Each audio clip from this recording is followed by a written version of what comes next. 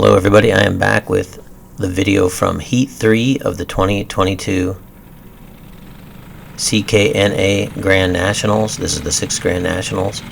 This would be Saturday, kind of in the evening, early afternoon, and this is the official third heat. Alright, the 382 took me in the grass right off the bat, but you know, we're on our outlap right now. So I finished the Heat 2 in 24th position, so I came out on the grid in 24th. As you can see behind me, I actually have some go-karts behind me at the start of one of these heats, which is not the way it has been. So I'm hoping to, you know, potentially, you know, starting 24th, I'm hoping, you know, that I'll, you know, as I get a little better, as I get a little more accustomed to the track, I may be able to get up into the teens on this heat. But, you know, we'll see. There's always, as you saw in the last heat, there was a little mayhem, so that helped move me towards the front. And there's always that chance that it happens again.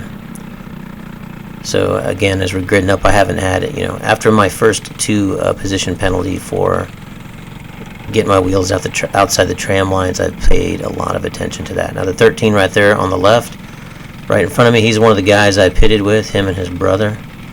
That's Scott right there. His brother Dan, I think, is a few behind us. And Scott's been running halfway decent. He does the KRA series out there, so he's got some familiarity with the track. I think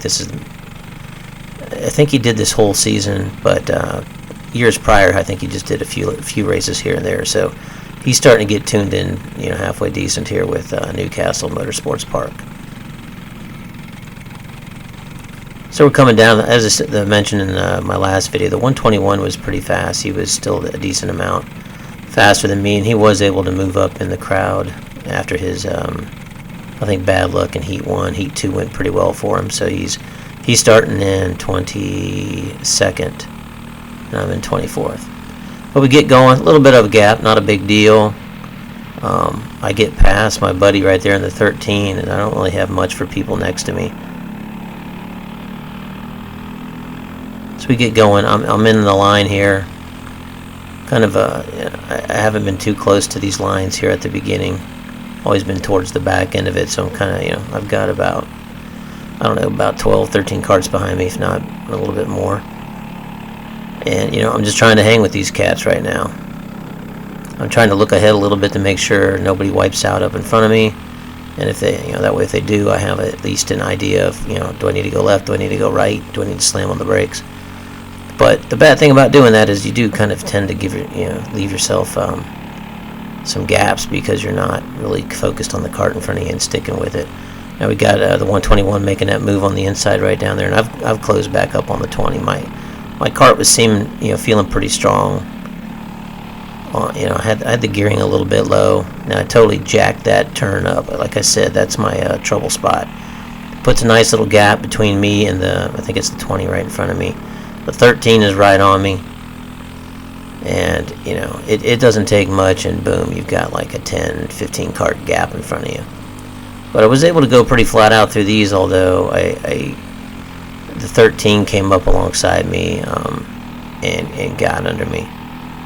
And he has video. If you go, his YouTube channel is Beyond the Carts. So if you punch that into the search function, you should be able to find his channel. He has video footage from all of these heats as well. So he's got me kind of screwing up. I think that was turn 2 back there. That's where he got under me. But I closed back up through these sections. You know, there were certain sections that I did feel pretty confident in, and felt like I could close up on people. Felt like I could go into them pretty deep without really overdoing my cart. Now the 222, he was somebody who had he's pretty fast. He's a local driver, and he's caught right up on me. I think he was running easily in the 116s, maybe in the 115s also, where I was mainly just in the 117s. And he actually gave me a little tap right there, which rattled me up a little bit. I knew somebody was there. And then when we came here, he ducked under me, and it kind of threw me out of the line, and I drive in the dirt. I get right back on, but as you can see, it does not. Again, just a little mishap, little bobble like that, and you lose all kinds of distance on the track. And I get run past the, I think it's the 182 again, his number. Yeah, you've seen him in some of the other heat races. He's been around me, but typically I've been able to get around him. But now I'm going to have to get back past him now instead of trying to catch my buddy in the 13 up there.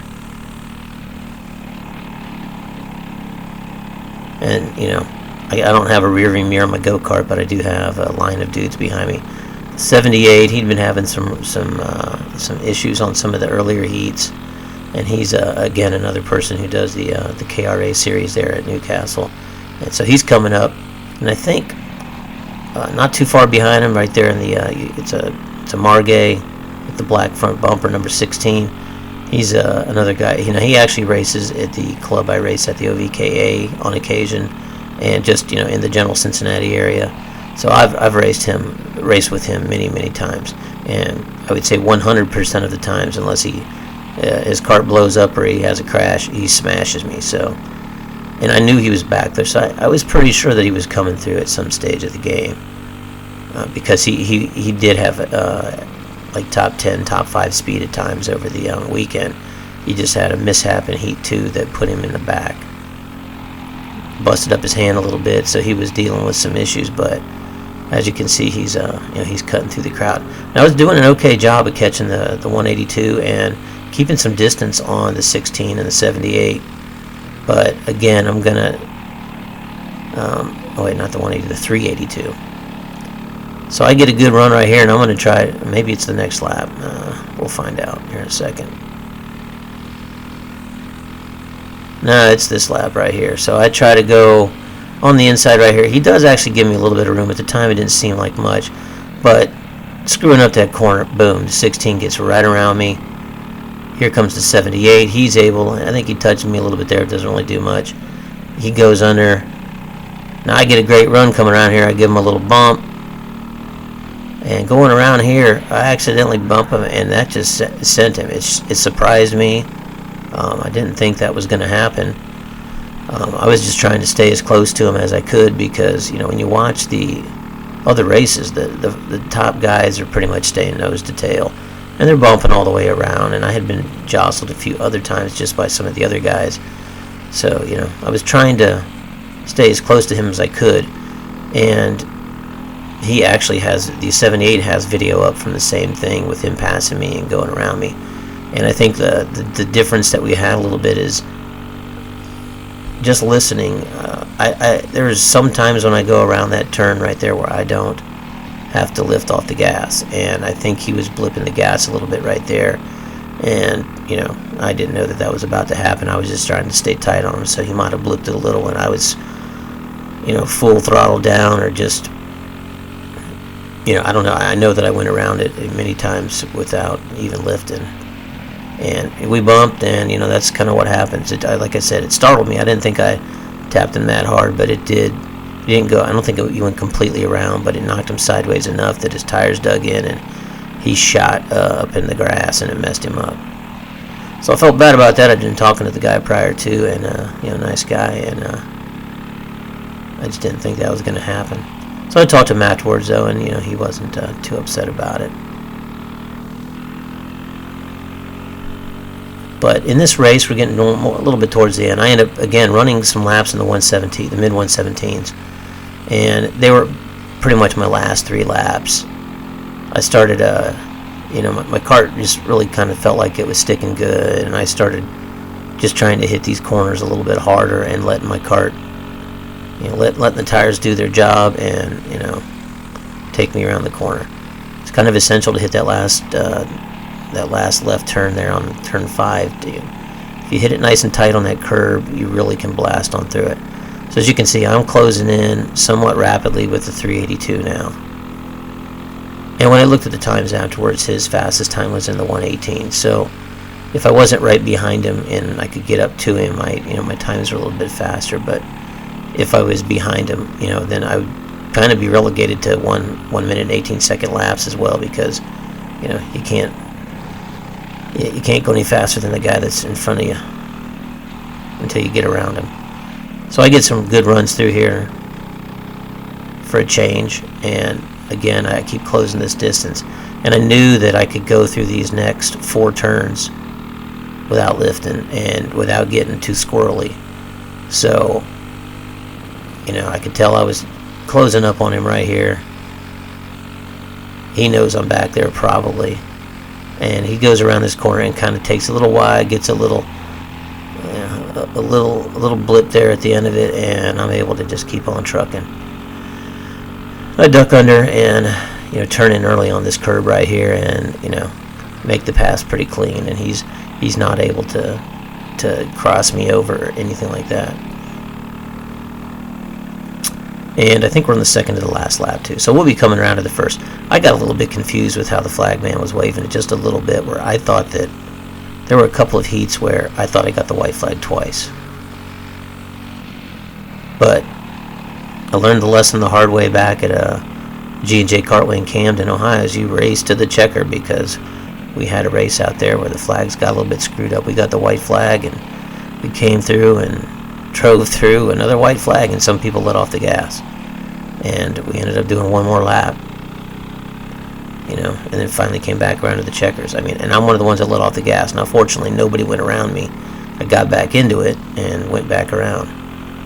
But, you know, again, I learned, you know, that's a white flag. I'm going to keep on blasting around the track. And as you can see, I actually put a pretty decent gap on the 382 in about 2 laps. So, with this being the last lap, I do end up finishing this race in 22nd position. I'll tell you, they did some point system. I didn't quite understand how it worked, but I got a 36th, a 24th, and a 22nd. That ended up putting me starting 29th in the final, which would be the next day. As you can see, all these heats, great weather, a little bit windy, but nice and sunny, dry, pretty ideal. I thought it was a great, you know, great weather for racing. Not too hot, just right around the 70s, and that breeze just kept you nice and cool. So anyways, like I said, I'm finishing 22nd in this race. I'm going to start 29th in the final, and, you know, the improvements have been happening. Like I said, another race in the mid 117s, and I'm hoping to get down in the 116s. I mean, it'd be fantastic if I got in the 115s, but realistically, that's a 1.5 second bite, and probably not going to happen. So anyways, that is the end of the race. We will see you at the final video. I'll put that one out tomorrow. Thanks for watching. Make sure to like and subscribe and all of that good stuff.